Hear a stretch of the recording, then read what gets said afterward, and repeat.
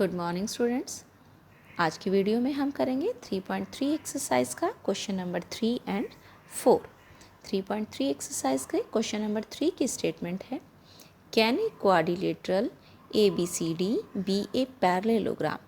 क्या कोई quadrilateral ABCD अगर है हमारे पास तो वो पैरेललोग्राम होगी इफ़ अगर angle D plus B is equal to 180 degree. Second part, AB is equal to DC is equal to 8 centimeter, AD is equal to 4 centimeter and BC is equal to 4.4 centimeter।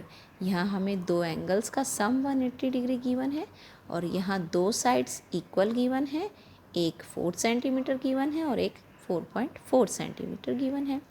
और third part में given है कि angle A is equal to 70 degree and angle C is equal to 65 degree. तो हमें ये बताना है कि इन केसेस में क्या क्वाड्रिलेटरल ABCD जो होगी वो पैरेललोग्राम होगी या नहीं होगी, वो हमें बताना है। तो सॉल्यूशन के लिए हमने सबसे पहले एक पैरेललोग्राम ड्रॉ कर लिया। आपको रफली पैरेललोग्राम ड्रॉ करना है, कोई आपको प्रॉपर मेज़र लेके नहीं करना है, मेज़रमेंट लेकर नहीं करना है, बस वो पैरेललोग्राम जैसा दिखाई दे।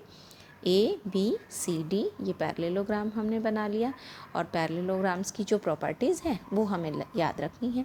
फर्स्ट पार्ट में हमें गिवन है कि angle D plus B is equal to 180 degree. अब देखिए, अगर ये पैरेललोग्राम है, ये एंगल, क्योंकि पैरेललोग्राम का नाम भी हमें गिवन है ABCD, तो उस हिसाब से ये एंगल B और एंगल D क्या बन रहे हैं, अपोजिट एंगल्स बन रहे हैं। तो अपोजिट एंगल्स जो होते हैं पैरेललोग्राम में वो इक्वल होते हैं, उनका सम 180 डिग्री नहीं होता। तो हम क्या लिखेंगे, it can be possible only when quadrilateral ABCD is a parallelogram of each angle of 90 degree. ये तभी पॉसिबल हो सकता है कि अगर कोई पैरेललोग्राम ऐसा हो कि उसके आमने सामने सारे एंगल्स जो हैं वो 90 डिग्री के हों, क्योंकि अगर ये 90 डिग्री का होगा तो फिर ये भी 90 हो जाएगा और ये भी। अगर ये आमने सामने के एंगल्स 90 डिग्री हों तब तो इनका सम 180 डिग्री पॉसिबल है, otherwise no. So need not be every time. तो ये हर वक्त हमेशा ऐसा पॉसिबल नहीं होगा, क्योंकि पैरेललोग्राम में हमेशा एंगल 90 डिग्री का हो ये कोई ज़रूरी नहीं है। तो इसका आंसर हम लिखेंगे, it can be possible only when quadrilateral ABCD is a parallelogram of each angle of 90 degree. So need not be every time, her time ये हमेशा ऐसा पॉसिबल नहीं होगा। इसके बाद सेकेंड पार्ट में हमें गिवन है, साइड्स हमें गिवन है AB is equal to DC 8 centimetre, दोनों साइड से इक्वल हैं। पैरेललोग्राम हम कंसिडर कर रहे हैं ABCD, ये पैरेललोग्राम हमें गिवन है। इसमें देखिए AB साइड और DC साइड अपोजिट साइड्स हैं, ठीक है। अपोजिट साइड्स पैरेललोग्राम की इक्वल होती हैं, दोनों ही इक्वल गिवन है 8 सेंटीमीटर की। लेकिन but other two sides AD is equal to है 4 सेंटीमीटर एंड BC है 4.4 सेंटीमीटर। ये AD गिवन है हमें 4 सेंटीमीटर और ये BC गिवन है 4.4 सेंटीमीटर, और ये भी पैरेललोग्राम की अपोजिट साइड्स हैं।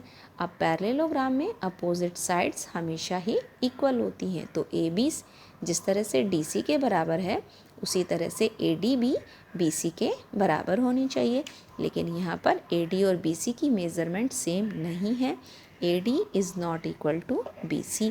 तो यहाँ हम लिखेंगे, these are not the sides of parallelogram as opposite sides of parallelogram are equal. ये अब पैरेललोग्राम की साइड्स नहीं हैं, क्योंकि पैरेललोग्राम की अपोजिट साइड्स इक्वल होती हैं। तो इस केस में जो ये मेज़रमेंट है ये पैरेललोग्राम की मेज़रमेंट नहीं है। थर्ड पार्ट में हमें गिवन है angle A is equal to 70 degree and angle C is equal to 65 degree. हम फिर से अपने फिगर को चेक करेंगे। देखिए, यहाँ पर एंगल A है, ये 70 डिग्री है, और यहाँ एंगल C जो है वो हमें 65 डिग्री का गिवन है। ये स्टेटमेंट है हमारी। कोई भी अगर पैरेललोग्राम है तो ABCD अगर उसका नाम है तो A और C अपोजिट एंगल्स बन रहे हैं, और पैरेललोग्राम में अपोजिट एंगल्स इक्वल होते हैं। अब ए 70 डिग्री का है और सी 65 डिग्री का, तो ये दोनों इक्वल नहीं हुए। इट मीन्स ये मेज़रमेंट पॉसिबल नहीं है किसी भी पैरेललोग्राम की।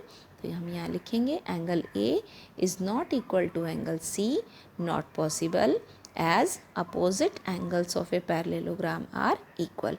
इन मेज़रमेंट से कोई भी पैरेललोग्राम पॉसिबल नहीं है क्योंकि पैरेललोग्राम्स के अपोजिट एंगल्स इक्वल होते हैं। तो ये था 3.3 एक्सरसाइज का क्वेश्चन नंबर 3। अब हम देखेंगे 3.3 एक्सरसाइज का क्वेश्चन नंबर 4। क्वेश्चन नंबर 4 की स्टेटमेंट है, draw a rough figure of quadrilateral that is not a parallelogram but has exactly two opposite angles of equal measure। हमें एक रफ फिगर बनानी है किसी क्वाड्रिलेटरल की जो कि पैरेललोग्राम ना हो बट उसके टू अपोजिट एंगल्स जो हैं वो इक्वल मेज़र के हों। तो इस तरह की जो क्वाड्रिलेटरल होती है उसे हम काइट कहते हैं।